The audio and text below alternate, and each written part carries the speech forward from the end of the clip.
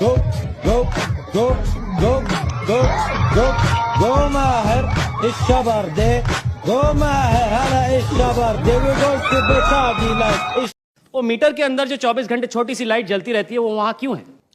हमारी कंपनी के मीटर सिर्फ रेप्यूटेड कंपनीज मैन्युफैक्चर करती हैं, जैसे डीआर, वेन्यू, और कभी कभी कंज्यूमर के वो मीटर्स लाइट को कंज्यूमर को हमेशा अंधेरे में रखने के लिए ही लगाई गई है जनाब।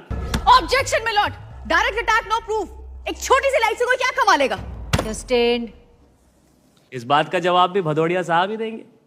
तो उस छोटी सी लाइट का पर डे कंज्यूमर को कितना खर्चा पड़ता होगा भदौड़िया साहब? यही कोई 4.5-5 पैसे। 5 पैसा एक दिन का। 4 करोड़ उपभोक्ता तो कितना पैसा हो गया? जीरो हम जैसों से बेहतर तो आप ही गिनना जानते होंगे। तो महीने का कितना कमाया आपने और साल का कितना कमाया एसपीटीएल ने? 73 करोड़ एक छोटी सी लाइट का, जिसकी किसी को जरूरत है ही नहीं।